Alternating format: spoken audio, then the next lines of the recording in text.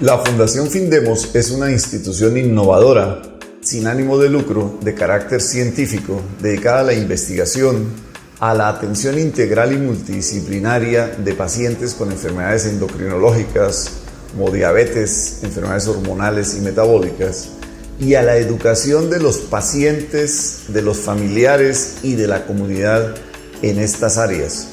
Con una trayectoria de más de 10 años de servicio a la comunidad, localizada en la ciudad de Sogamoso, departamento de Boyacá, en Colombia. Findemos además está dedicada a la educación, asesoría y prestación de servicios de salud con calidad, eficiencia, calidez e integridad, que busca contribuir a mejorar las condiciones de vida de la comunidad.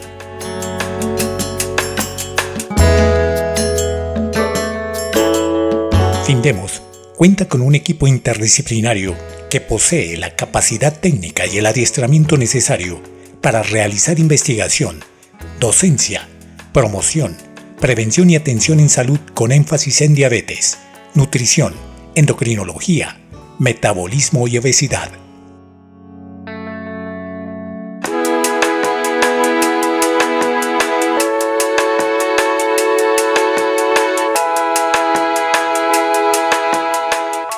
La participación en proyectos de investigación ha hecho que Findemos haya obtenido reconocimientos nacionales e internacionales por su programa de educación en diabetes, la atención en salud y por sus aportes en el fomento de una cultura de vida saludable, siendo la única institución en su género en la región.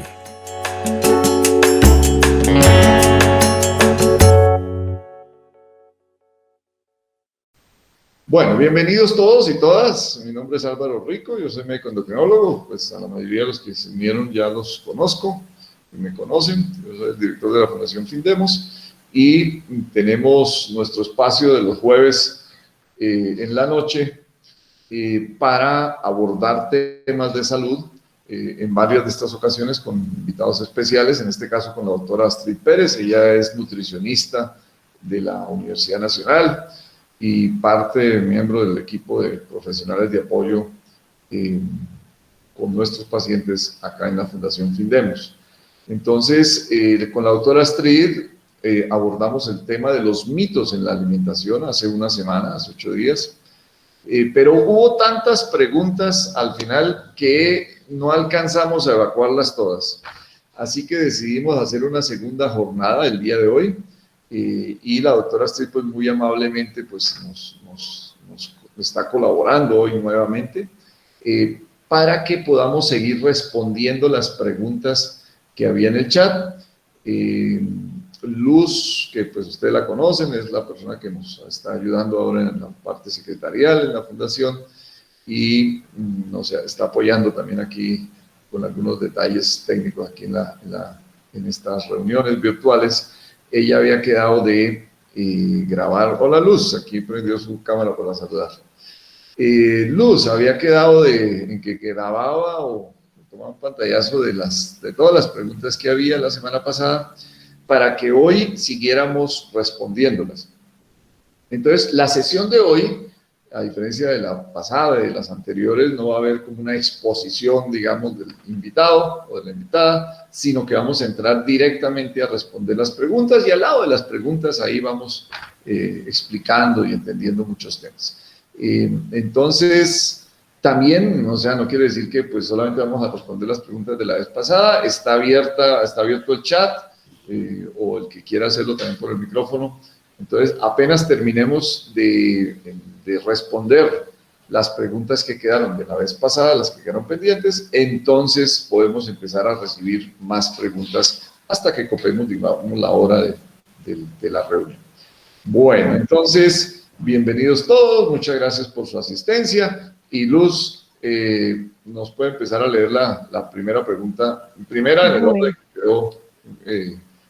que quedaron pendientes de la vez pasada. Bueno, buenas noches para todos nuevamente. Hoy sí le damos un saludo a todas las personas que nos acompañan en vivo también desde Facebook, desde nuestro Facebook, la Fundación Findemos, a todos los que nos acompañan desde ahí también, a todos nuestros asistentes.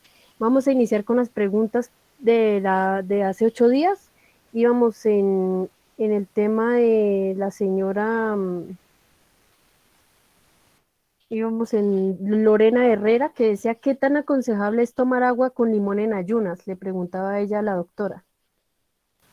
Bueno, una pregunta interesantísima y tenemos la experta precisa para responderla. Doctora Astrid, muchísimas gracias de nuevo por acompañarnos, muy amable por sacar el ratico hoy para continuar con estos temas tan interesantes y la forma como usted los expone tan claro. Y bueno, somos todo oídos, doctora. A ver, ¿qué le podemos responder a la persona que preguntó?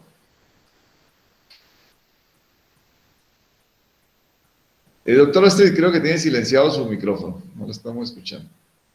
Ok. Ahora sí. Buenas noches para todos y todas. Muchas gracias por la invitación nuevamente. Con muchísimo gusto vamos a responder pues las inquietudes. Excelente pregunta. Entonces tenemos la fuerte creencia de que el agua con limón quema grasa. Y que pues que tomarla en ayunas que va a ayudar a quemar grasa. Eso no es cierto. Si bien es cierto, recordemos que el proceso digestivo incluye el ácido clorhídrico que produce nuestro estómago. Entonces, cuando una persona, por ejemplo, consume grasa, que come cerdo y encima se come un limón, que porque eso deshace la grasa, eso no es cierto. No existe un alimento que deshaga la grasa. Yo siempre les pongo el ejemplo, si usted va, la próxima vez que vaya a un asado, coja un pedacito del gordo y póngalo en jugo de limón. A ver en qué momento esa grasa se le va a disolver para que salga. Entonces, tomar agua es excelente. De hecho, deberíamos tomar agua constantemente. Uno de los preceptos de la alimentación saludable es comer sin hambre y beber sin sed. Entonces, estar tomando constantemente agua es excelente. No hay necesidad de adicionarle limón o cáscaras de piña o otra cantidad de sustancias para que nos haga bien. El agua per se, por sí sola, nos va a hacer mucho bien. Es lo que deberíamos hacer, es lo que deberíamos tomar. Creo que la semana pasada hablábamos del jugo y pues yo siempre he dicho, ¿qué tomaban nuestros indígenas cuando no había licuadora? ¿Qué tomaban los seres humanos cuando éramos cazadores, recolectores? Agua, no había jugo. Entonces, tomar agua es excelente. Que le ponga más el hecho de tomar limón, sobre todo la creencia de que el limón nos va a quemar grasa, eso sí no ocurre, no hay un alimento que queme grasa. Es saludable tomar agua. Si le quiere poner limón porque no le gusta el sabor del agua sola, lo puede hacer, pero también se la puede tomar sin necesidad de consumir limón. Bueno, entonces creo que queda despejada la duda y ese es un mito. Como estamos en la sesión de mitos, recuerdo que esta es la continuación de la sesión anterior sobre los mitos y realidades en la alimentación. Entonces sí, el mito de que el limón nos soluciona el problema de la grasa, ahora puedo comer mucha grasa y pongo limoncito y ya. Entonces queda eso aclarado, no sirve, no señor. Hay que, si vamos a bajarle la grasa, si tenemos que comer bajo en grasa porque estamos gorditos o por tener colesterol alto, lo que sea, pues vamos a comer bajo en grasa, pero no que comemos bueno de grasa y luego le ponemos el limoncito a ver si nos la rebaja. No es cierto, no es cierto. Bueno, muy bien aclarado ese mito, doctora Astrid, muchas gracias. Bueno, siguiente pregunta, Luz. Bueno, nos decía el señor Jaime Medina. Alvarito, muchas gracias por este maravilloso espacio. Hablando de batidos de verduras, ¿se mantienen las vitaminas? Buenísima pregunta esta de Jaime. Muy buena pregunta. Bienvenida, Maribel, que la voy a entrar por ahí. Doctora Astrid, ¿qué nos dice en cuanto a esa pregunta tan interesante? No se mantienen las vitaminas. Uy, mala noticia para los partidarios de los batidos. Recuerda que la semana pasada yo les decía que algunos batidos se pueden utilizar con el fin de dar sensación de saciedad, pero no con el fin de alimentarnos bien. saciedad para las personas que sufren de ansiedad, que quieren que estar comiendo, que no se sienten llenas con nada. Para ese tipo de personas podríamos utilizar los batidos para dar saciedad. Pero primero, los batidos no queman grasa, ya lo habíamos dicho en la semana anterior. Y segundo, recuerden que las vitaminas son más delicadas que la niña de los ojos. Las vitaminas las destruye la luz, se destruyen con la luz solar. Entonces, si usted tiene su manguito sobre la mesa, entonces está el sol o llega la luz por las ventanas, pero la cáscara del mango mantiene protegida la pulpa de la fruta y entonces las vitaminas se conservan. Además, las vitaminas se oxidan, pierden toda su calidad con el oxígeno, oxidación, oxígeno. Entonces, dejan de ser la sustancia primaria, por llamarlo de alguna manera, y se convierte en otra sustancia que ya no actúa dentro de nuestro organismo. Entonces, si usted hace un batido en su licuadora, pues lo primero que va a hacer usted es partir la fruta y entonces vamos a colocar la pulpa de la fruta, la vamos a exponer tanto a la luz como al viento, como al aire, al oxígeno, pues. Y cuando metemos la fruta en la licuadora o nuestras verduras en la licuadora, llámese un batido de frutas o un batido de verduras, ocurre exactamente lo mismo. Exponemos la fruta o la verdura a la luz y al oxígeno. ¿Y en la licuadora qué ocurre? Pues se incorpora aire. En el momento en que la licuadora está girando, se incorpora aire y entonces más oxígeno, más matamos vitaminas. Vitaminas no se mantienen en los batidos. Siguiente pregunta. Uy, esta es tremenda noticia pues para los muchos y las muchas partidarias de los batidos. Bastante común esta costumbre de los batidos, bastante común, y lo consideramos como una costumbre muy saludable. Entonces, clarísimo la respuesta de la doctora, y ya aparte de eso nos lo ha explicado la vez pasada. El batido es útil en el sentido de que lo llena uno, pues le llena el estómago y pues eso hace que pues uno coma un poco menos, le da menos hambre, pero desde el punto de vista nutricional, de aprovechar todo eso que está en el batido, pues no tiene mucho sentido, porque desaprovechamos ahí muchas vitaminas. O sea, doctora, en vez de echarle que la piña, que el banano, que la ¿cómo se llama? La aloe vera, bueno, Sábila. La sábila, ¿qué más le echan a los batidos? Bueno, el jengibre, ¿qué más le echan? Algunas hierbitas. Guatila. Ah, sí, la guatila. Bueno, en vez de echarle todo eso, sería mejor que cada una de esas cositas nos las comiéramos por aparte, ¿no es cierto? Totalmente, doctor. Bueno, por queda ejemplo, clarísimo, entonces, importantísimo desmitificar eso, aclarar eso. Bueno. El mito del jengibre, que el jengibre quema grasa. No quema, o sea, insisto, no existen alimentos que quemen grasa, no hay. Quema grasa el ejercicio, eso quema grasa. Pero además de todo, el jengibre hay que saber consumirlo porque es un excelente condimento. Personalmente adoro el sabor del jengibre, pero cantidades altas pueden provocar taquicardias. Entonces, en pacientes que tengan arritmias cardíacas, que los he tenido que atender, que tienen arritmias cardíacas y que están en sobrepeso y empiezan con su fulano batido y resultan así como con unas taquicardias, como que no sé qué me está pasando, que Dios mío, que me estoy muriendo, pues ahí está su jengibre. O sea, no es para todo el mundo, ni es en las cantidades que entre más jengibre comamos mejor, no es así. Hay que tener cuidado con lo que comemos, o sea, no todo por el hecho de ser natural, no es inocuo. También, por ejemplo, el jengibre tiene su tema con las personas que tienen dificultades cardíacas. Bueno, muy buena aclaración. Luz, siguiente pregunta.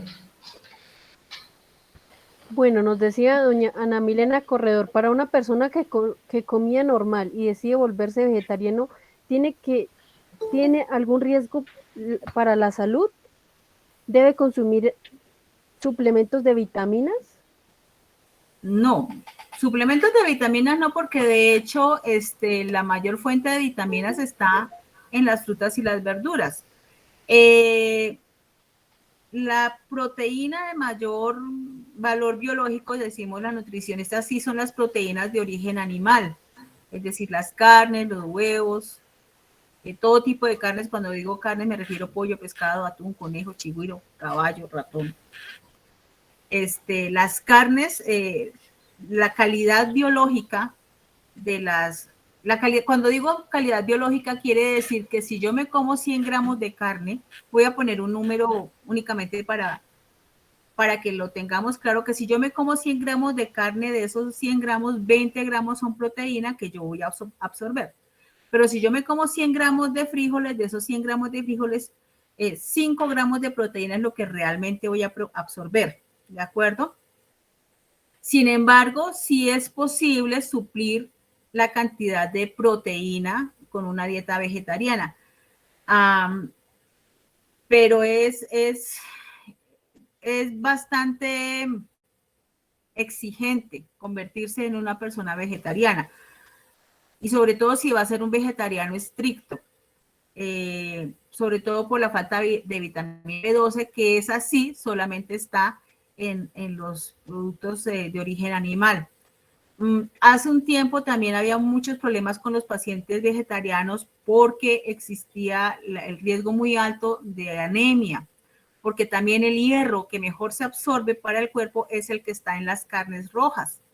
Entonces, el hecho de no consumir carne roja hacía que uno no consumiera la cantidad suficiente de hierro y por lo tanto las anemias. Pero si se combina bien el hierro, podemos evitar la anemia.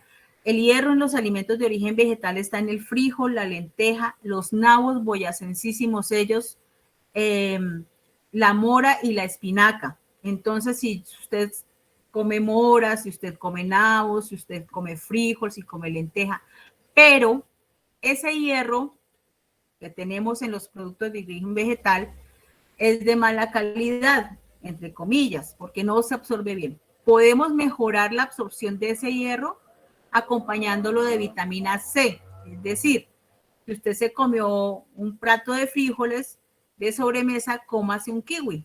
Recuerden que decíamos que jugos no, se come un kiwi que es rico en vitamina C, una naranja que es rica en vitamina C, una mandarina, y la fruta más rica que hay en vitamina C es la guayaba.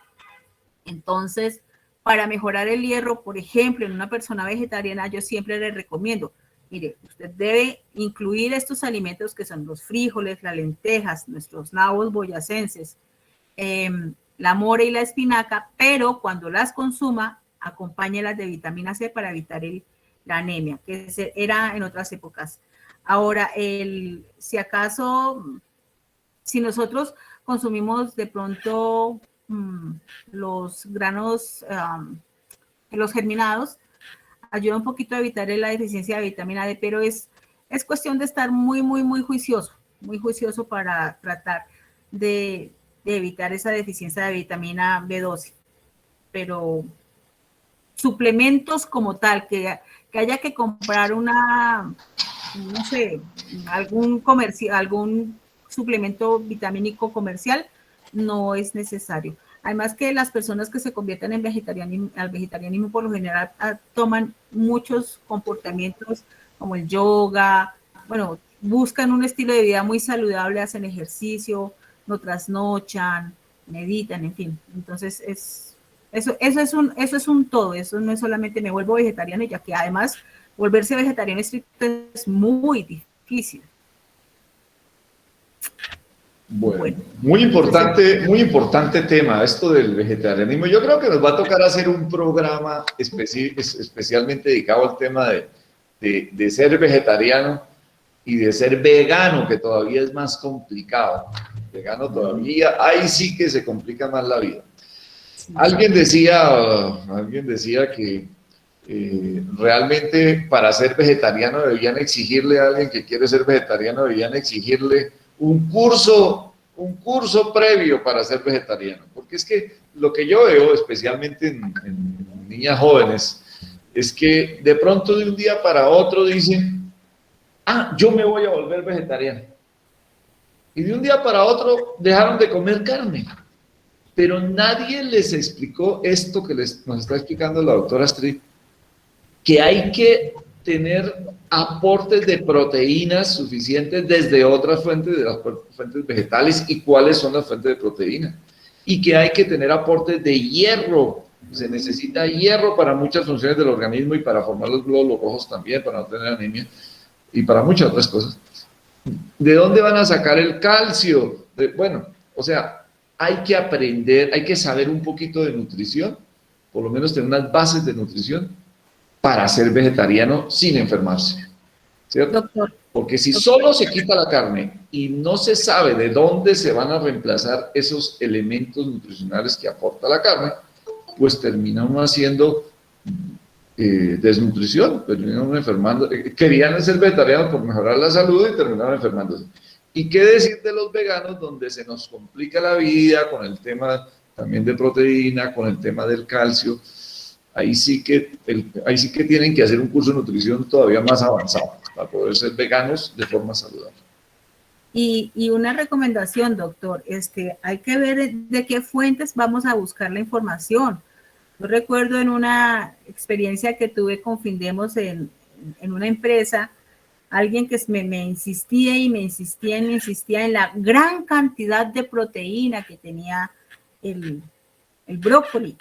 Entonces, o sea, él se molestó durante la charla y entonces buscó en su celular, hoy día muchas personas cuentan con datos, buscó en su celular en ese momento cuánta proteína tenía. Le pedí que por favor, porque estaba como revisando si lo que yo decía era cierto o no. Entonces le dije, ya que estábamos en internet, busque la cantidad de proteína que tiene el brócoli. En efecto, 100 gramos de brócoli tienen 3 gramos de proteína, mientras que 100 gramos de carne de res tiene 21 gramos. Entonces, evidentemente es diferente. No sé quién le había dicho que el brócoli era una excelente fuente de proteína. Entonces, tenemos que realmente informarnos, pero bien informados, no de cualquier página. Cada chuchero pondera sus chucheras. Entonces, si yo no sé, tengo un cultivo de arracacha verde, entonces voy a decir que la arracacha verde sirve hasta para ir a la luna. Entonces es bien importante que revisemos. Sí, habría que hacer un curso, estoy de acuerdo con el doctor, pero también habría que ver con quién lo voy a hacer, no solamente lo que encuentre uno en cualquier parte, sobre todo en internet, que ustedes saben que cualquier persona puede subir cualquier cosa a internet. Yo puedo decir que soy astrofísica y poner unas fotos y inventarme unos títulos. Entonces hay que buscar páginas serias de verdad.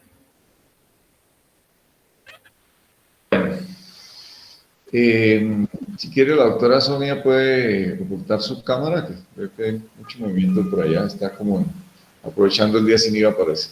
Bueno, Luz, ¿cuál es la siguiente pregunta? Bueno, nos dice Miriam Páez, doctora, excelente conferencia, muchas gracias. ¿Qué tan cierto es que el pollo contiene muchas hormonas? Falso. Qué buena pregunta. Buenísima pregunta. Hoy están buenísimas todas las preguntas. Exactamente. Recuerden que existen razas de animales, ¿cierto? Existen perros pequines que no le van a crecer más de 20 centímetros y existen perros Doberman o perros, qué sé yo, de razas muy grandes. Entonces lo que ocurre con el pollo es que pues los granjeros inicialmente seleccionaron a los pollos grandes. ¿Para qué? Pues para producir carne y seleccionaron a las gallinas que ponían más. Entonces eso en realidad son razas de animales, razas de pollos que crecen rápidamente. Entonces, perdón, la mascota. Eso es lo que ocurre con los pollos grandes y por eso es que los sacan, no sé en qué cantidad de tiempo, si en 3 meses creo o menos sacan un pollo, pero es porque son razas de animales. Las hormonas, me dirá el doctor Rico Cimiento, que es endocrinólogo experto en hormonas, son carísimas. son carísimas. Un tratamiento de hormonas para un ser humano, creo que, no sé, doctor, cuánto cuesta, usted nos puede decir ahorita cuánto cuestan. Entonces, para un galpón, ponerse a comprar hormonas le saldría cada pollo $1.000.000. Entonces, creo que no sería rentable. Eso por un lado. Por otro lado, las hormonas no se les pueden dar comidas a los pollos. O no es vía oral que se deben administrar, se deberían inyectar. Ustedes saben que las granjas de hoy en día no son de 50 pollos, ni de 100 pollos, son de cantidades, de miles, de cientos y de pronto hasta miles. Entonces, el trabajo físico que requeriría inyectar 1.000 pollos requeriría de muchísimos empleados para tratar de que lograran ganar por medio de hormonas. Entonces, por favor, no es cierto que el pollo esté lleno de hormonas, son razas diferentes de pollos, así como hay razas de perritos pequeñitos y perros muy grandes, de caballos, de caballo pony, caballos percherones, unos chirriquiticos y los otros grandototes. Eso es lo que ocurre con el pollo, que hay diferentes razas, diferentes tipos de pollos, y obviamente para producir carne buscan los que crecen, los que son grandes, los que crecen rápidamente. Esa es la respuesta. Bueno, muy interesante tema también el de las hormonas, lo que dice la doctora. Lo que hace crecer pues es la hormona de crecimiento, porque no tendría sentido, bueno, hormonas hay miles de hormonas, pero no tendría sentido darle hormona tiroidea o darle, no sé, estrógenos o darle, bueno, ese tipo de hormonas. Lo que tendría sentido para que crezca y crezca la masa muscular sería la hormona de crecimiento. Y yo que trato pacientes con talla baja, con problemas, con déficit de hormona de crecimiento, puedo decir que una fórmula que hago para 3 meses de hormona de crecimiento en un paciente, un niño, por ejemplo, que tiene déficit de hormona de crecimiento, y si no se le pone se va a quedar enanito. Una formulita de 3 meses de hormona de crecimiento puede pasar de los 20 millones de pesos. Entonces lo que dice la doctora, y si eso se le pusiera a los pollos, pues no sé, serían pollos de millones. Entonces no tiene mucho sentido. Bueno, listo, ahí vamos aclarando. Para eso es la reunión de hoy, para aclarar dudas y mitos en la alimentación. ¿Qué pregunta sigue, Luz? Dice el señor Jaime Medina, escuchando la explicación sobre el pan, ¿es más aconsejable la arepa de maíz? Qué buena pregunta también, pregunta muy práctica. Sí, yo realmente prefiero la arepa de maíz, porque no sé si tal vez la vez pasada hablábamos del gluten, que está, no solamente del gluten. El trigo que consumimos hoy en día no es el trigo que se consumía hace 200 años. Por lo mismo que hablábamos del pollo, porque se han seleccionado las variedades del trigo. Entonces, obviamente, ¿qué variedad preferiría una panificadora? Pues obviamente un trigo que rinda más, o sea, que tenga más gluten.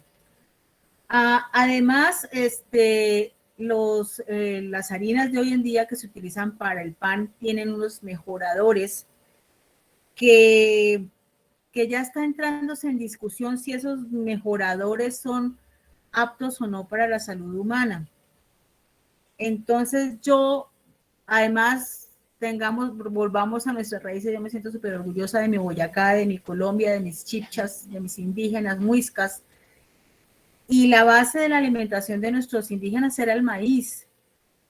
Entonces, sí, yo sí considero preferible consumir la arepa de maíz, que además no tiene la cantidad de mantequilla que tiene el pan, que además no tiene los mejoradores que tiene el pan, y pues que es como más autóctona nuestra. Más difícil porque pues hacer una arepa no es lo mismo que ir a comprar el pan y tenerlo listo para la mañana, pero yo sí prefiero la arepa de maíz, y prefiero la de maíz peto, porque el maíz peto tiene la fibra. Ustedes sienten que a veces las cascarillas se le quedan a uno pegadas entre los dientes. Entonces, recordemos, hablando de la fibra, sería también muy útil que más bien nos comiéramos la arepa de maíz peto, aunque también está bien la arepa de harina de maíz. Bueno, muchas gracias por esa aclaración, y Y esa recomendación, doctora Astrid. Siguiente pregunta, Luz. Bueno, don Fabio Páez nos hace como dos preguntas, estaba acá analizando y dice, ¿los mariscos suben los triglicéridos? Y la otra pregunta que escribe al mismo tiempo dice, ¿los pescados de agua salada tienen mercurio? ¿Los mariscos suben los triglicéridos? No. Los triglicéridos, decíamos en la conferencia pasada, los triglicéridos se suelen de consumir azúcar, miel, panela, excesos de harina y cualquier tipo de licor. Los mariscos no suben los triglicéridos. Primera pregunta. Y que si los peces de agua salada tienen mercurio. Sí hay estudios que demuestran que desafortunadamente nuestros mares por temas de minería se están contaminando de mercurio. Yo pensaría que para una población como la nuestra, para nuestro Boyacá, para nuestro Sogamoso, eso no es un riesgo a la salud porque nosotros no consumimos diariamente pescado de mar. Recuerdo un estudio que se hizo, de hecho, en Colombia, sobre el contenido de mercurio en peces de diferentes áreas y en la sangre de las personas. Y sí había mayor concentración en los que consumían, los que viven a las orillas del mar, los que su mayor cantidad de alimentación proviene del mar. Pero pues exactamente la cantidad, cuánto, esa parte sí me corchan. No sabría decirle hasta cuánto se podría consumir sin tener riesgo para la salud. Bueno, lo de los triglicéridos quedó clarísimo, ¿no? Lo que sube los triglicéridos, como decía la doctora Astrid, el que toma mucho alcohol termina haciendo hipertrigliceridemia y comer dulces y harinas procesadas, harinas refinadas, blancas, en buena cantidad. Hay una enfermedad rara, es bien rara, que es una enfermedad genética, se llama hipertrigliceridemia familiar, pero es menos del 1% de los casos de aumento de triglicéridos, es el 0. Y algo por ciento. En esa enfermedad, a diferencia de todos los demás casos habituales de aumento de triglicéridos, en esa enfermedad hay un defecto en el proceso de las grasas que hace el organismo, y ahí sí se sube en esa enfermedad con grasas, comiendo grasas se pueden subir los triglicéridos, pero es el único caso. De resto, todas las situaciones de triglicéridos altos tienen que ver con lo que dijo la doctora Astrid o con la falta de ejercicio, porque lo mejor que hay para bajar los triglicéridos es el ejercicio físico. Entonces, bueno, le damos la bienvenida a Juan Carlos, pero le vamos a pedir el favor a Juan Carlos si puede ocultar su cámara, porque estamos viendo todo el movimiento allá. Bienvenido, Juan Carlos. Listo. Entonces, en relación con el tema del mercurio, lamentablemente, porque pues se recomienda mucho el pescado, sobre todo de mar, de aguas frías y profundas, o sea, el salmón. Gracias, Juan Carlos. El salmón, el atún, ¿cierto? Que son ricos en omega 3. Pero resulta que en esos mares y en esas profundidades las aguas se están llenando desafortunadamente de metales pesados, uno de ellos es el mercurio, y cuando uno ingiere, cualquier animal, pescado, cualquier animal, ingiere el mercurio, eso no se va fácilmente del cuerpo. Y si uno también como humano come mercurio, eso se va quedando en el cuerpo, no es fácil sacarlo. Entonces sí es cierto que no es... digamos, ese es un riesgo para la salud y ese es un problema que tenemos en este momento. Por fortuna, como dice la doctora Astrid, aquí en Boyacá no comen mucho pescado de agua profunda, no estamos consumiendo atún o róbalo, róbalo no, atún o salmón todos los días, pero sí, es un problema con esos pescados, la verdad, es un riesgo que todavía no se sabe bien qué es lo que vamos a hacer, porque sería ideal consumirlos, pero si nos van a llenar de mercurio, pues es un riesgo. Bueno, siguiente pregunta, Luz. Bueno, nos dice la señora Miriam Páez que, doctora, ¿qué tan prudente es hacer jugo de zanahoria con manzana verde? Pregunta práctica, parecida a la de los zumos. Bueno, doctora Astrid, ¿qué nos puede contar? Doctora, tiene silenciado el micrófono.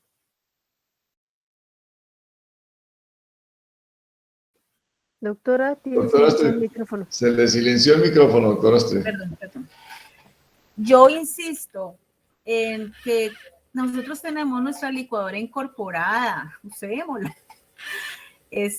Prefiero, de hecho, por ejemplo, cuando hablábamos del tema de la saciedad, la zanahoria es buenísima. Llevémonos una zanahoria para el trabajo. No nos llevemos el batido de zanahoria con manzana. Llevémonos la zanahoria y llevémonos la manzana.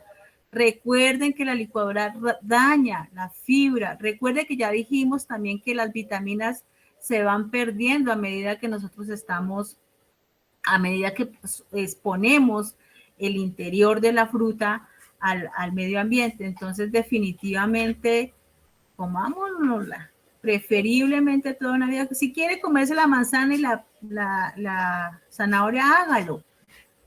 Pero no hagan esos batidos. Más fácil. Ensucian menos loza en casa. Entonces, y esta licuadora funciona perfectamente, funciona muy bien, todos la tenemos, es personal, intransferible, la tenemos desde que nacimos, la tenemos para eso. Entonces, utilicemos nuestra caja bucal. Bueno, aclarado el tema entonces. Siguiente pregunta, Luz. Bueno, dice, ¿es saludable en las mañanas consumir un limón mezclado con una cucharita de cúrcuma y pimienta al gusto con aceite de olivas? Ah, qué pregunta tan buena. Ah, buenísimas están las preguntas hoy. Limón, aceite, cúrcuma, ¿qué más es? Entonces dice, un limón mezclado con una cucharita de cúrcuma y pimienta al gusto con aceite de olivas. No le veo el objetivo.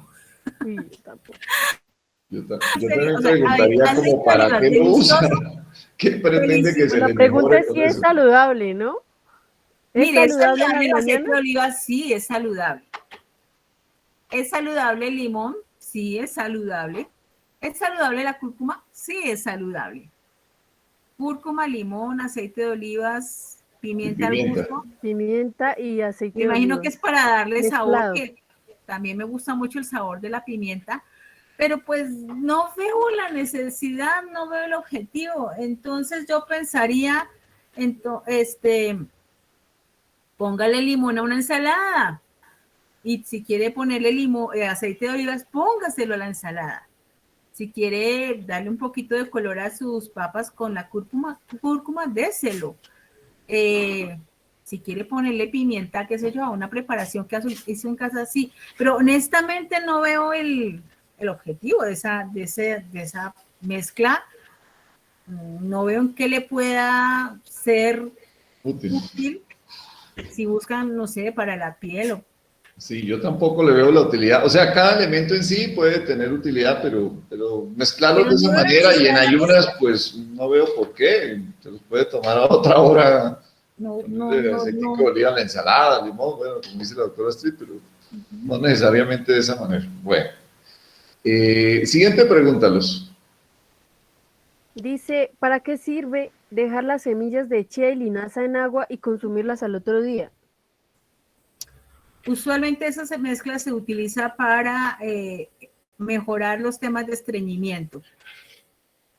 La chía es un cereal que tiene un perfil de aminoácidos muy bueno, pero en realidad el comer una cucharadita de chía no hace la gran diferencia. Haría la gran diferencia el que nosotros, en vez de consumir arroz, que es otro cereal, consumiéramos la chía. El problema es que eso es carísimo. Una libra de chía, si no estoy mal, está por los 7,000 pesos. Una libra. ¿Y para cuánto nos alcanzaría? Pues realmente para muy poco. Al hacer la chía como en lugar del arroz. La linaza es muy rica en omega 3. Y también, bueno, tanto la chía como la linaza tienen bastante fibra, y pues el tema de dejarlo hidratado es porque se comete con mucha frecuencia un error, y es que tragan alimentos que son muy ricos en fibra esperando mejorar el tema de estreñimiento, pero es que la fibra, para que realmente funcione mejorando el estreñimiento, debe ir acompañada de mucho líquido, porque de lo contrario lo que ocurre es que en el intestino la fibra se apelmaza, se pone dura, y pues va a generar mayor problema de estreñimiento. En vez de mejorarnos el problema de estreñimiento, nos lo va a acrecentar. Por eso es que se deja hidratado en agua. Pues se hidrata en agua, que es por excelencia el hidratante natural. Entonces muchas personas hacen eso porque no se comen la frutica.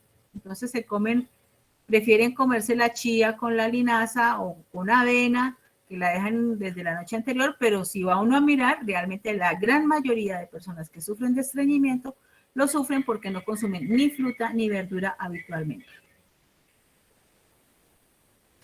Bueno, aclarado ese tema importantísimo.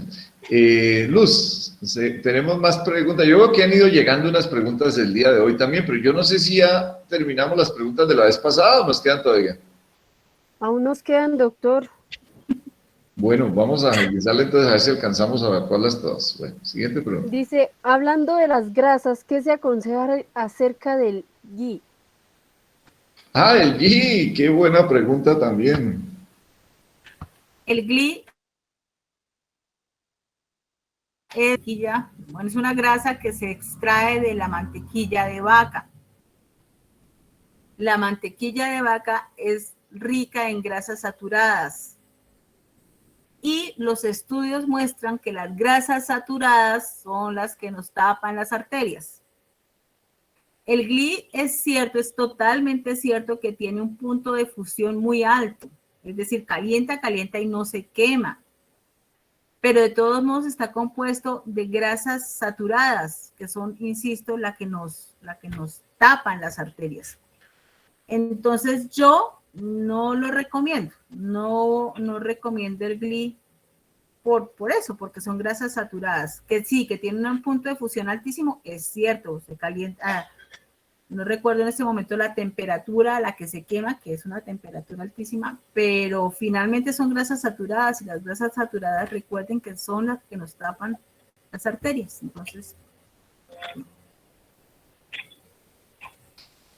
siguiente pregunta. Y para alguien que está en plan, por ejemplo, de bajar de peso, que tiene que ahorrar calorías en lo que come, pues entre más grasita le ponga, pues más difícil le va a quedar. Va a ser más difícil.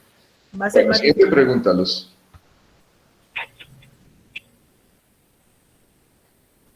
Dice, ¿es recomendable consumir citrato de magnesio y tomar agua de mar? No. Esa fórmula sí está muy rara, no sé para qué, supongo que tendrá que ver con el tema del calcio o los huesos, no sé. Pero, ¿Sulfato de magnesio me dijiste? ¿Sulfato de magnesio? Citrato de magnesio. Citrato de magnesio. Miren, para que consumamos de todos los nutrientes, lo que hay que consumir es de todos los alimentos. No es necesario que nos pongamos por ejemplo, si yo quiero consumir calcio, no es necesario que me compre las pastillitas de calcio. Debo tomar leche y derivados lácteos. Si yo quiero consumir vitamina C, no es necesario que me compre la pastilla de vitamina C. Me puedo comer todas las frutas, todas las hojas verdes de color intenso, las espinacas, puedo comer guayaba, puedo comer naranja, y ahí está mi vitamina C. Si quiero, magnesio, ¿qué fue lo que me diste? No recuerdo, perdóname, ¿cuál fue citrato de magnesio. Magnesio. Si quiero consumir magnesio, pues, debo consumir alimentación variada, porque en algunos alimentos pues estará el magnesio necesario para nuestra alimentación. Y agua de mar, no veo para qué. Sí quiero, pues de pronto esto me da pie para hablarles de la sal marina y la sal yodada o sal de mesa que conseguimos. Pues la diferencia entre la sal marina y la sal yodada no es que la sal marina tenga menos sodio, y por eso me haga menos efecto negativo para la hipertensión. Lo que pasa es que la sal marina tiene más minerales, perdón, vitamina no, tiene más minerales que la sal yodada, pero que sea mejor porque la sal marina no me va a hacer daño, usualmente para temas de hipertensión, eso no va a pasar. Ambas tienen cloruro de sodio, ambas tienen sodio, que es el que le sube la tensión, entonces no es menos dañosa la sal marina para temas de hipertensión. Entonces, y el agua de mar pues tiene muchos minerales, pero insisto, para una alimentación saludable hay que comer de todo, poquito, con moderación, pero no veo necesidad de que, es que comer de rico, yo no me imagino tomando agua de mar. Uf, no, prefiero más bien comerme por la mañana unas fruticas, en mi almuerzo mis verduritas, mi carnecita, mi arrocito, y no estarme tomando un vaso de agua de mar que además no es ir al mar, ir a la playa, tomar el sol y de pronto sintetizar un poco de vitamina D, qué bien. Pero tomar agua de mar, no, la verdad no veo necesidad de hacer eso. Doctor Astrid, fuentes de magnesio en la alimentación. Magnesio. Me corcha en este momento, magnesio. Ya que Verduras. estaba preguntando sobre el citrato de magnesio, ¿no? Fuentes de magnesio. Verduras de color verde intenso. Carnes, también las carnes. Sí, las carnes son fuentes de magnesio. Bueno. Ok, siguiente pregunta, Luz. Bueno, pues ya acabamos con las preguntas de hace 8 días, doctor. Pues ya iniciaríamos con las de hoy. Bueno, sí veo que han venido llegando preguntas en el día de hoy. También aprovechemos a la doctora Astrid porque no la tenemos siempre. Bueno, quiero hacer aquí una cuñita entonces, mientras tanto, mientras va preparando Luz las preguntas del día de hoy. Y es que tenemos hoy una ayuda importante y le damos un saludito a Jason. Jason Fuentes fue la persona que nos ayudó cuando teníamos el programa de radio, en Salud Amigos, el programa de radio de la emisora Sol Estéreo, y él era el que hacía esa parte técnica de pasar, digamos, de la conexión que hacíamos al Facebook de la emisora o de la fundación. Entonces le hemos pedido ayuda a Jason en el día de hoy para que nos ayude, nos colabore pasando esto que estamos hoy haciendo, esta reunión por Google Meet, que nos la ayude también a pasar al Facebook de la Fundación Findemos. Entonces hoy les tengo la buena noticia de que además de la entrada que tenemos en el link que nos manda Luz cada 8 días de Google Meet, también podemos estar viendo esta misma transmisión por el Facebook de la Fundación Findemos. Y lo que yo les decía en los programas de radio es muy sencillo, ponen en Google Findemos Facebook y ya los manda de una vez a la página de Facebook de la Fundación y ahí van a encontrar esta transmisión en vivo. Y los que no pudieron verla, si ustedes tienen conocidos, familiares, que no se pudo unir hoy en directo, entonces ya va a quedar ahí grabado en el Facebook de Findemos para que puedan ver esta misma reunión, la puedan aprovechar y la puedan ver las veces que quieran, luego en diferido.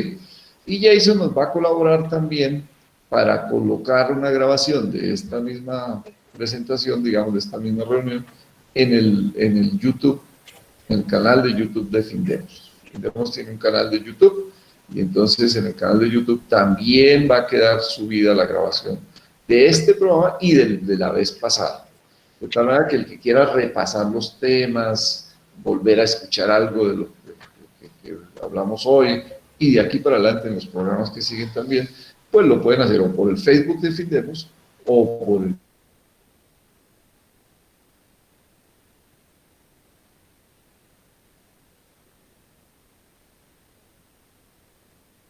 ya, desde ahora ya está en el Facebook de Findemos. Lo de subir a YouTube sí necesita un proceso de edición del video y entonces será, digamos, probablemente en los días siguientes. Bueno, Luz, entonces tenemos ahora sí ya listas las preguntas del día de hoy. Bueno, sí, señor. Entonces nos dice la doctora Sonia, de acuerdo con la doctora Astrid, la variedad en Internet es para cuestionarse y apoyarse con profesionales que sí pueden guiar en el camino sobre la salud. Dice la señora Maribel Barrera, ¿en qué horario es recomendable consumir las frutas? He escuchado que lo recomendable es en la mañana, cuando las células están más en función de eliminación de residuos. No, el proceso digestivo es el mismo si usted come a las 6 de la mañana, a las 6 de la tarde. Realmente es indiferente el horario que sea recomendable comerlas. Si usted se come una naranja a las 6 de la mañana, su proceso digestivo va a ser exactamente igual si se la come a las 6 de la tarde. Entonces no hay diferencia en ese tema. Siguiente pregunta. Dice, ¿qué alimentación ayuda a disminuir la prolactina? Marcela Huecha en Cali. Gracias. Bueno, ahí de pronto meto la cucharada. Ahí meto la cucharada. Doctor, ayuda. Sí, Doc, por favor. Porque, bueno, los endocrinólogos estamos muy confrontados con la prolactina, que es una hormona que se produce allá en esa glandulita que uno tiene en la base del cerebro, que es un centro regulador hormonal que se llama la hipófisis.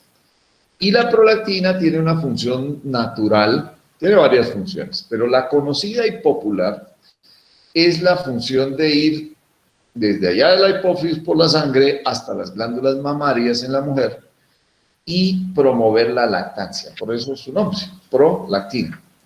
Y se produce por un acto reflejo cuando el bebé succiona el pezón de la mamá, produce un estímulo allá en la hipófisis que hace que se libere prolactina para seguir promoviendo la lactancia. Por eso el mejor consejo a las mamás que no producen leche, y dicen, uy, es que no produzco leche, me toca ponerle el tetero, el chupo. El mejor consejo es no le ponga todavía el chupo.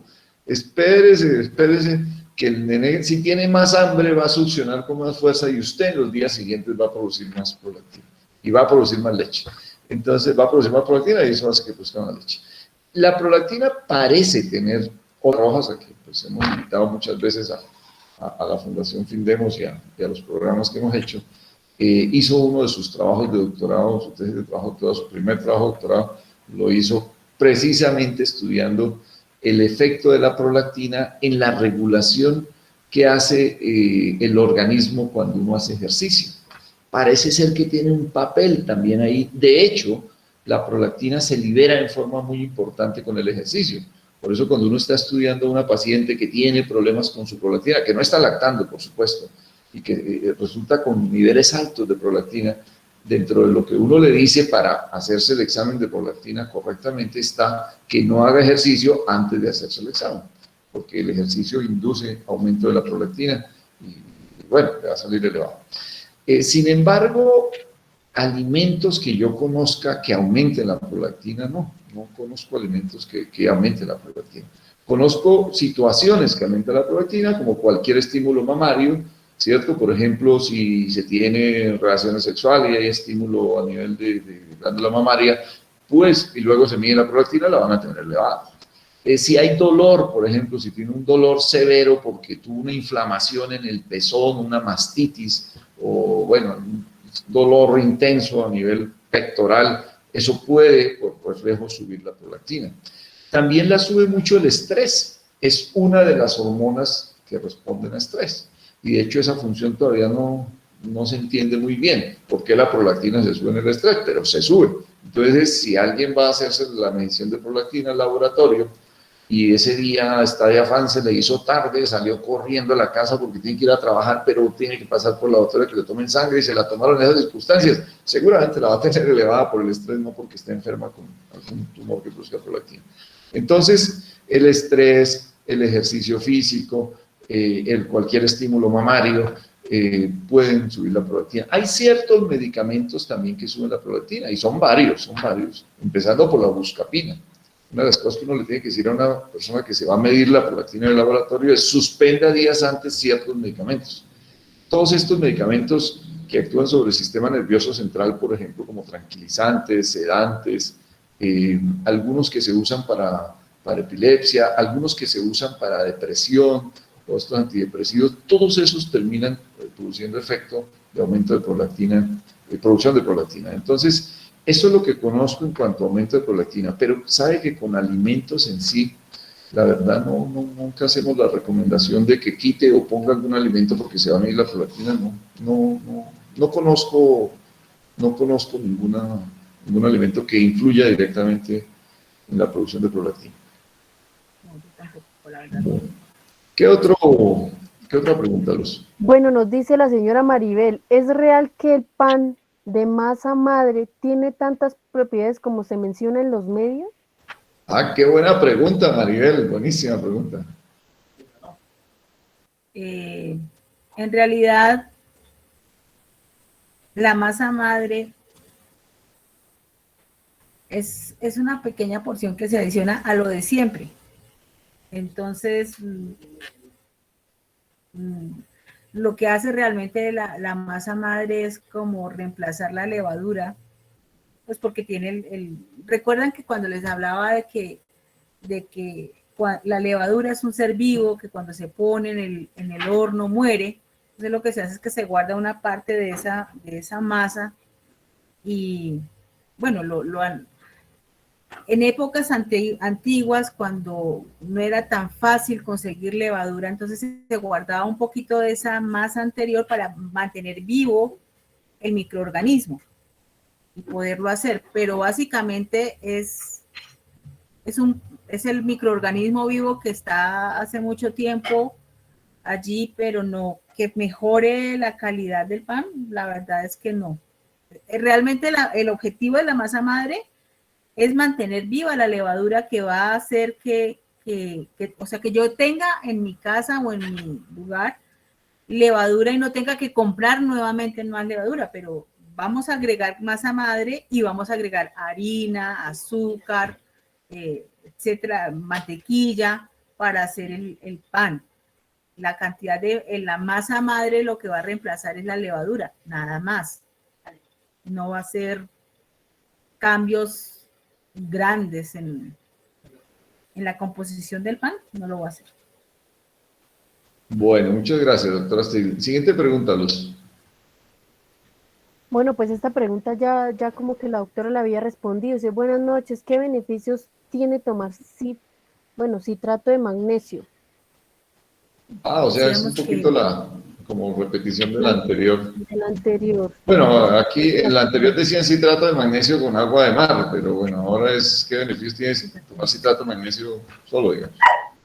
Sí, ahora dice, ¿es verdad que un diente de ajo en ayunas ayuda a tener la presión arterial normal cuando se tiene la presión arterial alta? Bueno, pues buena pregunta también la del ajo. Hay tanto mito con el ajo, hay tanto mito con el ajo que vale la pena tocar el tema, pero no resolvimos la anterior, doctora, sobre la utilidad que puede tomar citrato de magnesio o, bueno, o alguna sal de magnesio. No, de hecho, pues el magnesio es un micronutriente. Nosotros las nutricionistas hablamos de macronutrientes y micronutrientes. Macronutrientes cuando necesitamos gran cantidad de esos nutrientes, como por ejemplo las proteínas, los carbohidratos, las grasas. Los micronutrientes necesitamos diariamente miligramos.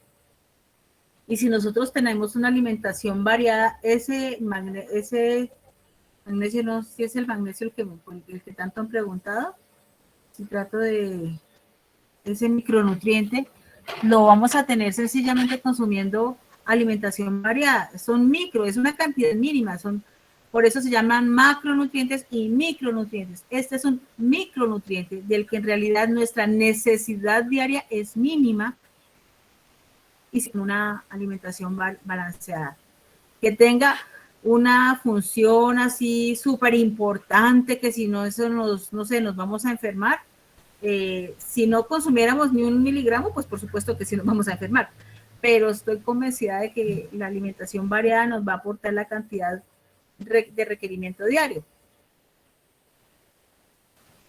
Sí, entonces de pronto si uno come normalmente y no tiene ninguna enfermedad importante que le produzca, por ejemplo, vómitos frecuentes, diarrea frecuente, y una digestión más o menos normal y una alimentación balanceada, o sea que come de todo un poquito, pues no necesita ponerse a tomar una sal de magnesio, ni citrato, ni ninguna otra sal de magnesio adicional. Pues entonces necesitaría uno tomar una sal de calcio, una sal de yodo, una sal de muchos micronutrientes. Entonces no tiene mucho sentido agregarle más magnesio como para que si tengo una alimentación balanceada y si tengo una buena salud, si tengo motivos por los cuales no me estoy alimentando bien o estoy perdiendo lo que como porque tengo un problema de mala absorción intestinal o de diarrea crónica, bueno, eso sí es otra cosa y hay que suplir adicionalmente algunos nutrientes, algunos micronutrientes, y ahí probablemente tendremos que suplir también algo de magnesio, pero una persona que no tiene problemas de salud, pues no veo la necesidad de que tenga que tomar magnesio adicional, no veo la necesidad. En la pregunta del ajo, doctora, y la hipertensión arterial, aquí lo decían que en ayunas, pero yo lo generalizaría, el ajo y la hipertensión, y bueno, ¿y por qué mejor en ayunas y no a otra hora? Bueno, ¿qué nos puede contar al respecto? Dejemos la pereza. Hagamos ejercicio, alimentémonos saludablemente. ¿Qué necesidad tenemos de torturar a nuestros amigos, vecinos, con el aliento que nos puede dejar un diente de ajo en ayunas? Yo recuerdo con frecuencia, llegan a mi consulta, pues obviamente yo veo mucho paciente crónico, y entonces yo ya sé cuál es el paciente que me va a decir, no es que yo estoy tomando un ajito en la mañana para la tensión arterial. Pues me doy cuenta por el aliento que es pele. Bueno, afortunadamente estos últimos tiempos con el tema de la mascarilla no es tanto. Porque hay pacientes, incluso recuerdo que me dicen, no, es que yo no lo mastico y por eso no huele. Yo, es que creo que le hace falta que alguien le diga la verdad.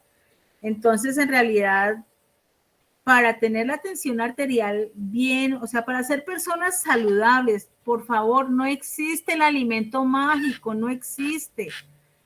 Que este me va a quitar aquello, que este me va a dar lo otro, no existe. Necesitamos comer variado, de todo, para estar saludables, para bajar la tensión. Hagamos ejercicio, bajemos de peso, manejemos el estrés, tomemos bastante agua, no comamos excesos de sal, y no nos pongamos con esos alimentos mágicos. No existen, por favor, entendamos que los alimentos mágicos no existen, ¿verdad?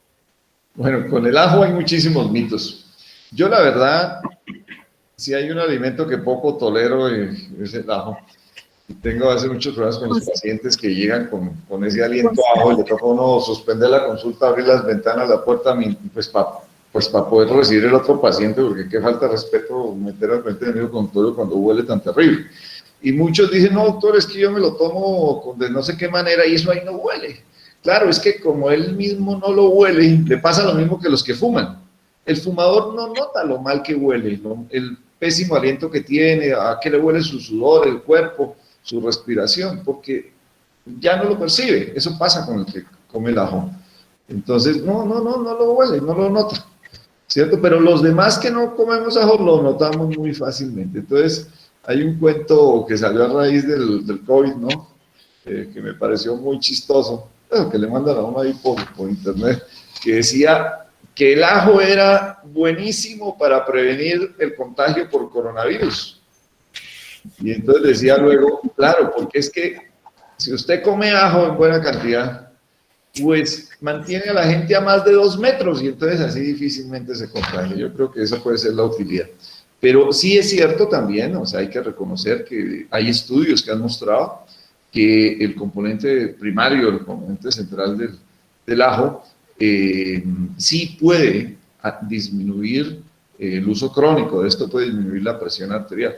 Pero yo diría lo que dice la doctora Astrid, ¿qué necesidad tengo de alejar a la gente, a los amigos, y martirizar a todos los contactos con ese aliento terrible? Que de pronto si no se lo dicen será porque no sé, hay como por no molestarlo.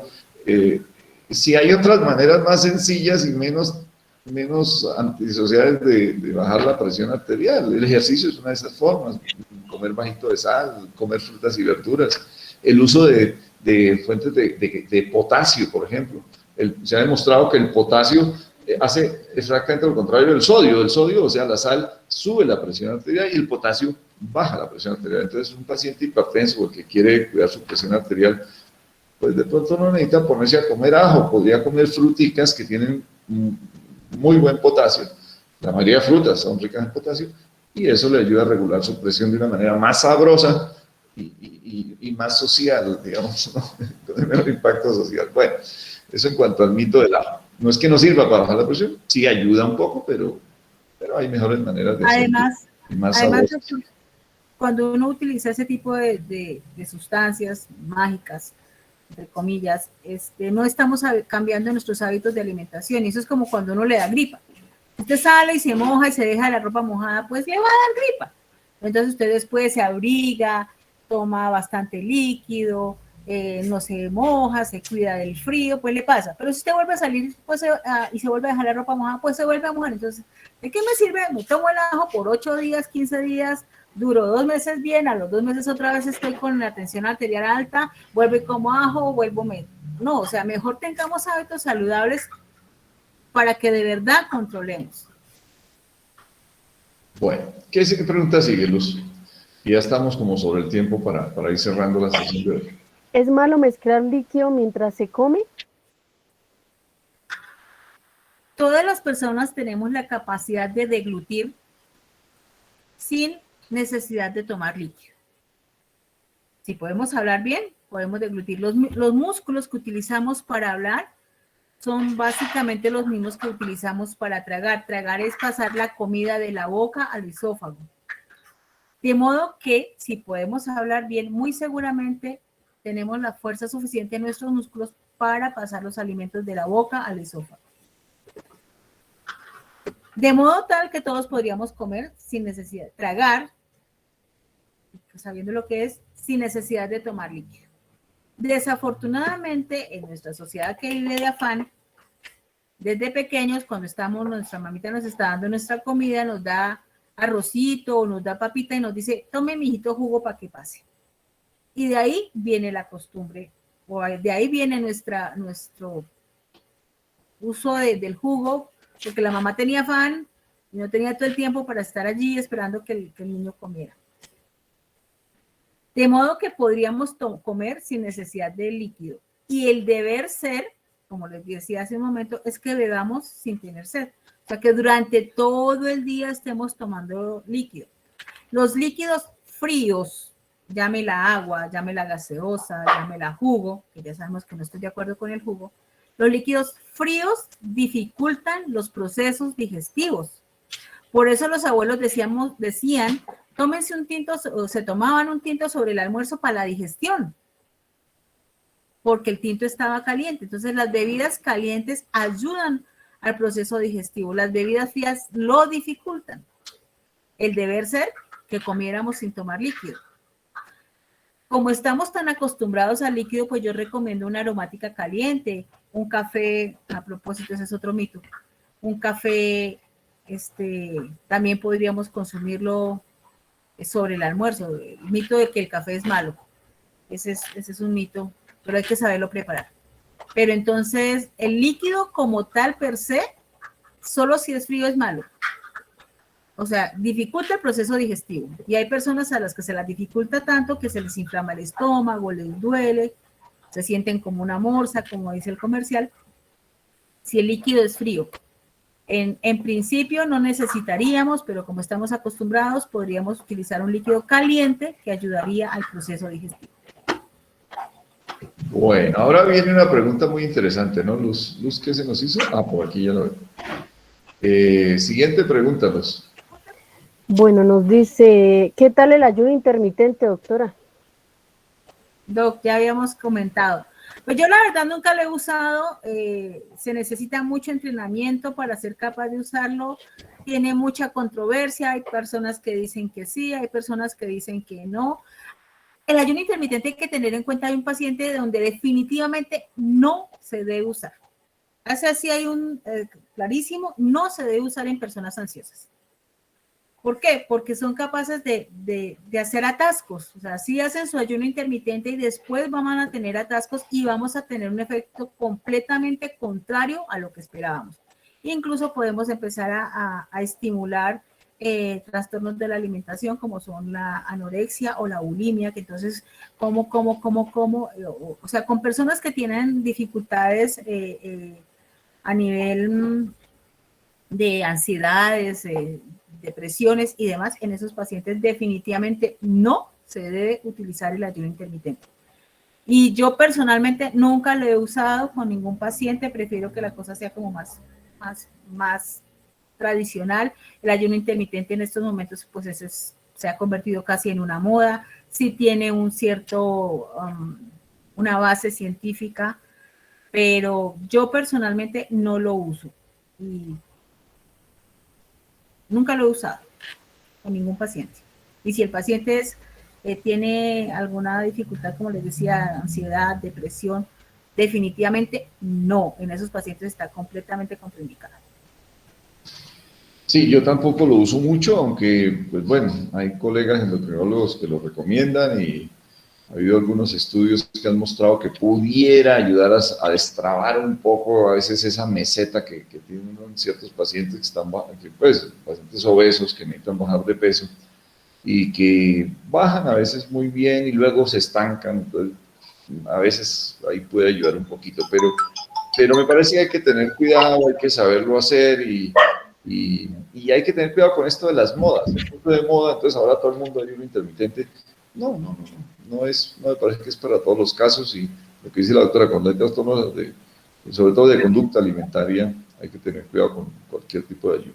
Y además, pienso que uno puede bajar de peso sin aguantar hambre. Eso es lo que debería uno tratar de hacer. Precisamente para eso son los profesionales en nutrición, para que lo guíen a uno en una alimentación saludable que le permita bajar de peso sin tener que aguantar hambre. Bueno, siguiente pregunta, Luz. Dice la señora Luz Marina Bella, muchas gracias, doctor Astrid, doctor Rico, excelentes precisiones a tantos mitos. Luego nos dice la señora Consuelo Páez, ¿qué tan cierto es que ya después de cierta edad nuestro cuerpo no asimila o absorbe los nutrientes de los alimentos y por eso se dice que hay que tomar suplementos?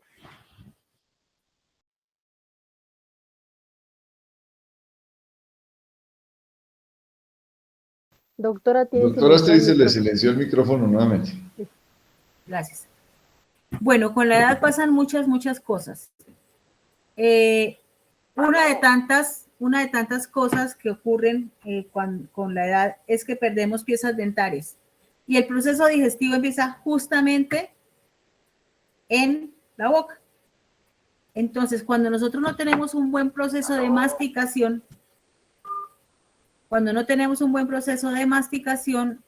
el proceso de digestión no va a ser adecuado. Entonces, desde allí empezaría el problema. Entonces, para evitar esto, pues tendríamos que tratar de envejecer lo más saludablemente posible. Ahora, que necesiten suplementos, con la edad también se disminuyen las necesidades calóricas. No, yo la verdad no, que sencillamente porque una persona ya es mayor de edad tenga que darle un suplemento, no lo considero. Sí es cierto que con los años el apetito se disminuye.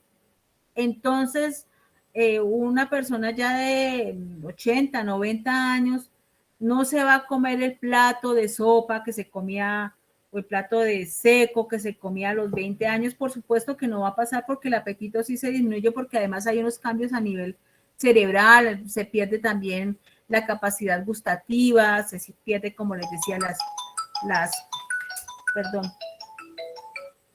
disculpen, se pierden también las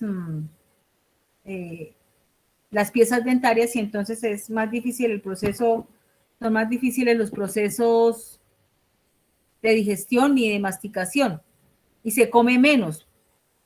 Requerir como tal un complemento nutricional solo depende del estado nutricional del paciente. Si definitivamente el paciente ya come demasiado poco, no puede masticar, etcétera, entonces sí habría que pensar en un suplemento, pero sencillamente porque se es mayor de edad, no.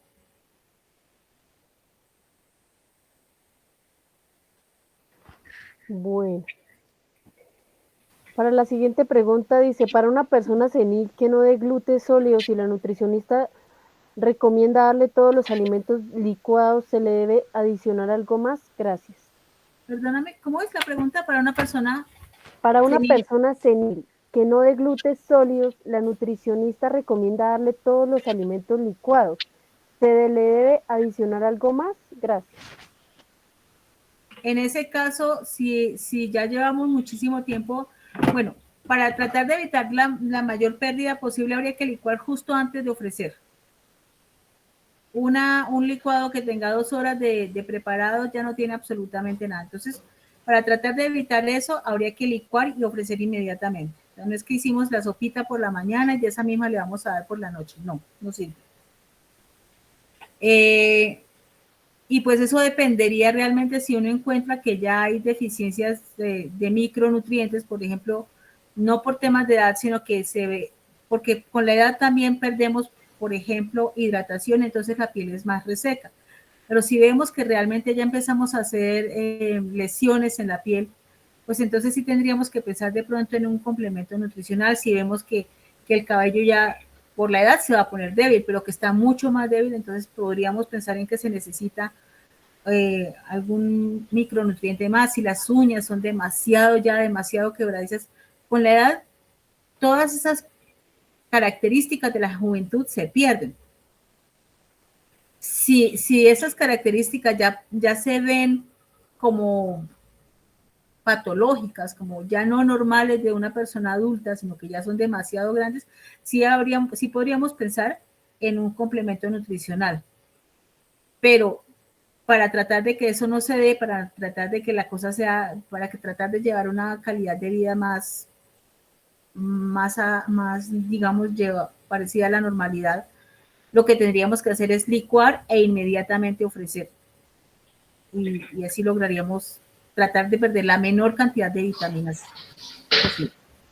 Bueno, yo creo que ya estamos pasándonos del tiempo, digamos, de cierre de la reunión. No queremos tampoco tenerlos tanto tiempo.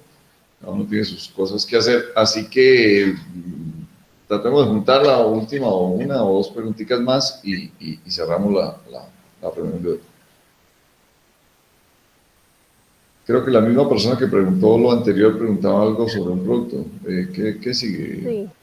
Sí. Dice que, pues yo no conozco el producto. Dice, doctora Astrid, ¿qué opina sobre el ProWay? ProWay. ¿Serán los productos de Voidor Nutrition? Bueno, sí, Voidor Nutrition es una casa farmacéutica que tiene una línea, se llama ProWay. Tiene ProWay para diabéticos, ProWay On Care, que es para pacientes con cáncer, ProWay Caloric, que es para pacientes con desnutrición alta en calorías. Realmente los productos ProWay, ¿será que me cobran el comercial? En mi concepto, de lo mejor. Excelentes productos porque la calidad de esta proteína, cuando les hablaba yo de proteína de alto valor biológico, esta proteína es de muy buen valor biológico, porque es proteína, como dice su nombre, eso es en inglés, proteína whey, proteína de leche, y esta proteína tiene una capacidad de fijarse muy alta. Es orgullosamente producto elaborado por una nutricionista colombiana. Son excelentes productos. Uno de los problemas que tenemos con estos suplementos nutricionales, y a veces algunos muy buenos, como este que dice la doctora, casi siempre es el tema costos, ¿no? Resulta a veces sumamente costoso mantener un suplemento. No sé con este producto en particular, no lo uso yo, pero no sé cómo sea el tema costos. Pero lo habitual es que resultan siendo siempre muchísimo más costosos que una buena alimentación. Sí, en realidad sí. Sí. Bueno, dice, básicamente las personas nos escriben dándonos las gracias por la información, por la compañía.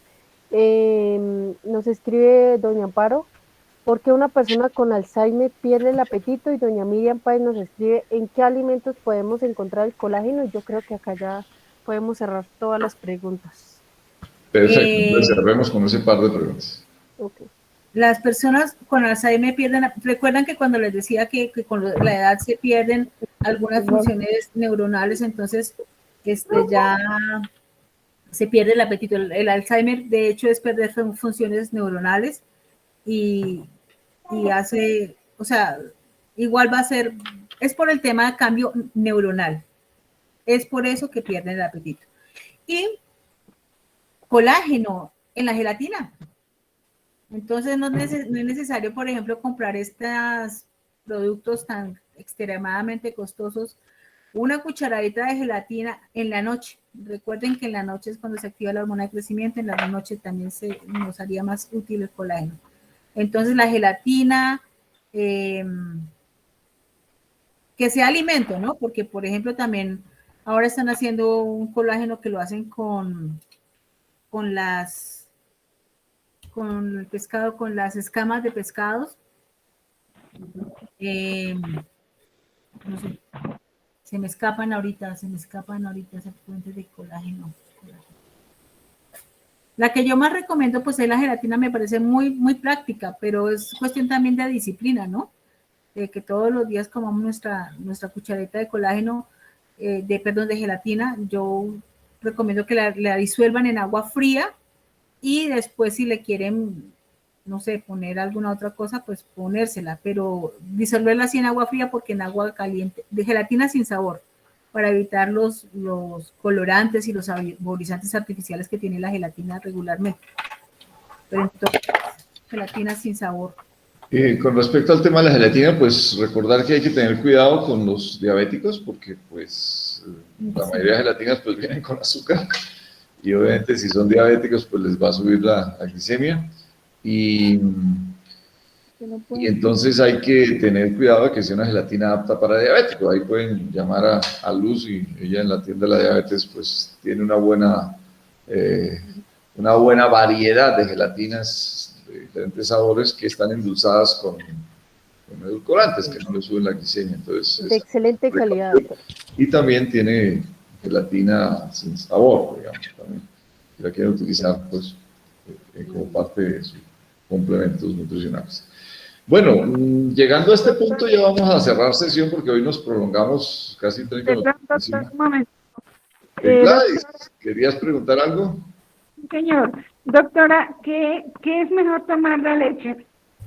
Digamos, la de vaca o es mejor comprar la de bolsa que viene, me imagino que viene con químicos. ¿Cuál es mejor tomarla? Depende del paciente. Si usted tiene, y depende de cuál vaca. Si usted tiene la certeza de que esta leche de vaca no viene con aditivos del campo, por ejemplo, agüita, etcétera, pues esa leche sería saludable. Pero, por ejemplo, si es una persona que tiene intolerancia a la lactosa, pues necesita una leche deslactosada. Si es una persona que tiene, por ejemplo, colesterol elevado, necesita una leche descremada. Ahora, si es una persona que no presenta ni intolerancia a la leche, a la lactosa, perdón, ni tiene problemas de colesterol, ni tiene problemas de sobrepeso, entre las dos, te comento, la leche UHT, que es la que se llama larga vida, el proceso que le hacen en realidad es que le suben la temperatura muy rápidamente a temperaturas muy altas y luego inmediatamente bajan rápidamente la temperatura a temperaturas muy bajas. De modo que, ¿qué le pasa a los microorganismos? No se alcanzan a adaptar a las temperaturas altas, ni se alcanzan a adaptar a las temperaturas bajas y mueren. De modo que químicos o aditivos realmente no tiene. ¿Ya? Entonces, si yo no sé, si mi leche sea de una fuente completamente inocua en cuanto a que no le pongan agüita por ahí de sabe Dios cuál caño, pues puedo tomar de esa. Pero con toda tranquilidad también puede tomar leche de bolsa. Sí, hay un mito, ¿no? También, y es que la gente dice, uy, es que la leche de bolsa le ponen aditivos y químicos. Pues que yo sepa, no incluyen aditivos ni químicos en el proceso. Yo tengo que saber, doctor, si realmente la leche que viene en bolsa tiene químicos, porque dicen, ay, no, eso, esas leches tienen mucho químico y es más el químico que uno se toma que la leche que va. No, no, no, no, eso no es cierto. Eso No no es es cierto. cierto, no tiene. Por Muchas el gracias. contrario, tiene uno la certeza de que pues es leche que, digamos, no Inocua. contiene gérmenes, ¿no? Que ese es riesgo cuando uno toma la leche directamente de la vaquita, pues que si no la hierve bien puede contener gérmenes. ¿Sí? Bueno, si no hay otra pregunta, yo creo que vamos cerrando la sesión entonces, porque ya hoy sí nos cogió la noche. Y pues obviamente agradeciéndole a nuestra invitada estrella de hoy, a nuestra invitada que fue tan amable de acompañarnos durante 2 sesiones y casi 2 sesiones y media, porque hoy fue como sesión y media, con tantas preguntas, pero le agradecemos pues a todos los asistentes, que pues por ustedes es que se hace esta actividad. Muchas gracias Luz por la colaboración, gracias Jason también por la colaboración en la parte técnica. Estaba viendo que en el Facebook creo que se paró hace un ratico la transmisión, vi que no había seguido, pero espero que pues que de todas maneras la grabación quede. Y entonces la noticia de que ahora pues pueden sintonizar este espacio, integrarse a este espacio tanto por Facebook, en el Facebook de Findemos, como por el En Google. Facebook se sigue transmitiendo, sí, todavía. Es lo que, Todavía en vivo. lo que se le está enviando periódicamente. Habíamos hablado de que íbamos a hacer la rifa de un producto, pero es que hoy sí ya está demasiado tarde. Yo creo que nos va a tocar la próxima sesión. Así Pero que, les vamos contando para que se inscriban, doctor. A ver eso, quién se entonces, quiere cuénteles ganar cómo es la pues, cosa, Luz. el Entonces, producto. Bueno, cuénteles les cómo voy es a la- contar varias noticias que tenemos mañana en nuestra tienda Glucomarket, el 10% de descuento en toda la tienda, Ay, para eso que era vayan, se importante. acerquen, en toda la tienda, 10% de descuento para que aprovechen. Aparte de todo, vamos a tener la rifa de unas gotas de sucralosa para que las prueben, para ganarse estas deliciosas goticas sucralosa. Deben hacer algo muy sencillito. Ir a buscarnos en nuestra página de Facebook, suscribirse, tomar el pantallazo y luego buscarnos en nuestra página en YouTube, suscribirse y mandarnos también el pantallazo el 321-244-5089.